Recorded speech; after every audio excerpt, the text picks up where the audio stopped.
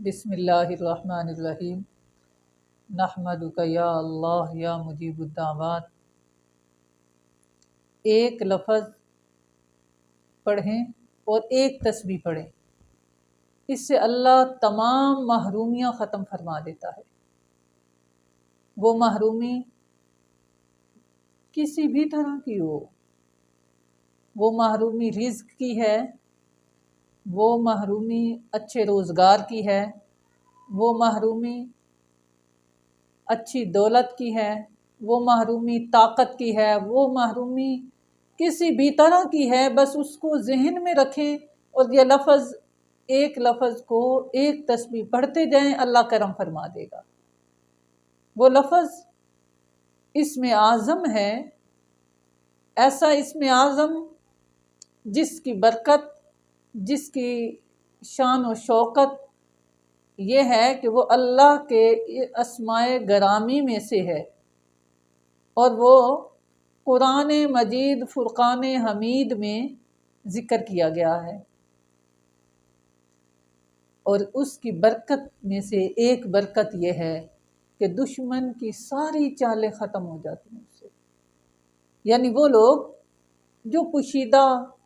یا ظاہری چھپ کر سامنے آ کر کسی بھی طرح وار کرنا چاہتا ہے،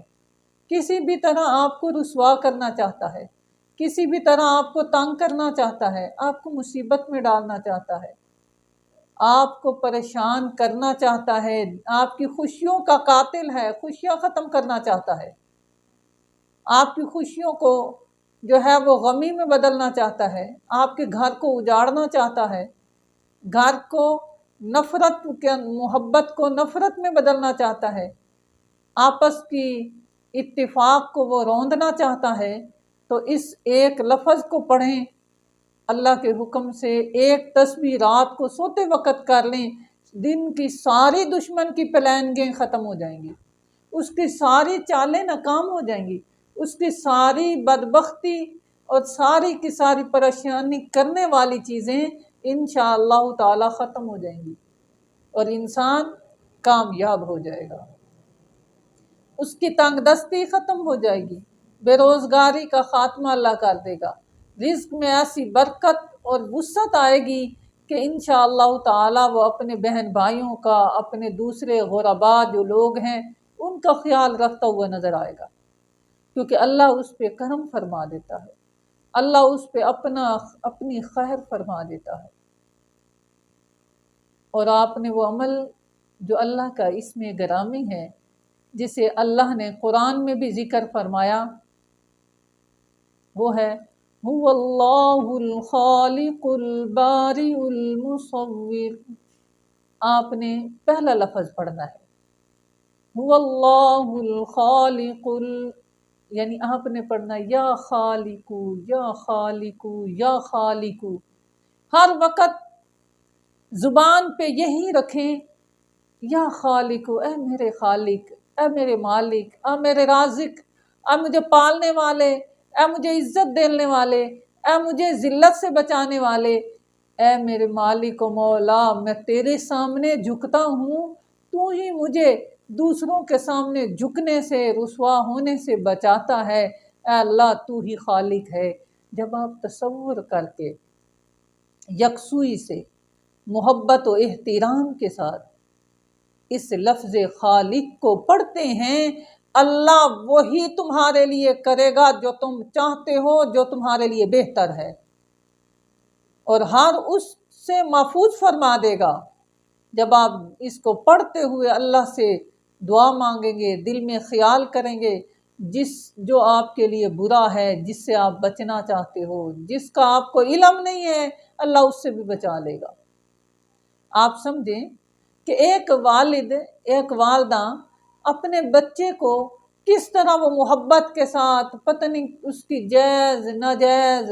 اور مشکل میں آ کے، پریشانی میں آ کے، مشکلیں اٹھا کر اس اپنی اولاد کو وہ کس طرح پالتا ہے، کس طرح اس کو پالتا ہے، کس طرح اس کی جو ہے وہ نوش و نما کرتا ہے، کس طرح اس کو آگے بڑھنے کے چانس دیتا ہے، کامیاب دیکھنا چاہتا ہے۔ ماں باپ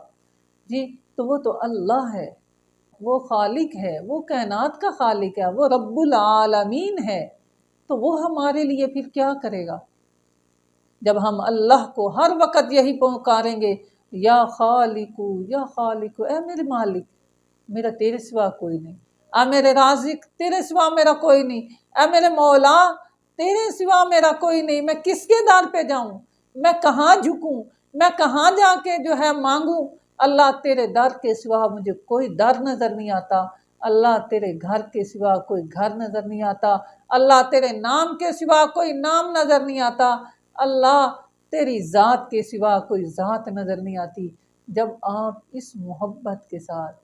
اس عاجزی و انکساری کے ساتھ جب اللہ سے مانگیں گے، وہ اللہ عطا فرما دے گا۔ بس ایک لفظ ہے یا خالقو، اور ایک تسبیح آپ جتنی آپ دل کے ساتھ پڑھیں گے، جتنی عاجزی باوضو ہو کے اور اللہ کے ساتھ محبت اور اس کا دل میں خوف رکھ کے پڑھیں گے، انشاءاللہ تعالی اللہ اپنے نام کی برکتیں اتنی آپ پہ نوازتا جائے گا، اتنی آپ کی زندگی میں سکون اور راحتیں آتی جائیں گی انشاءاللہ تعالی۔ یہ عمل کریں، بہت فائدہ ہوتا ہے۔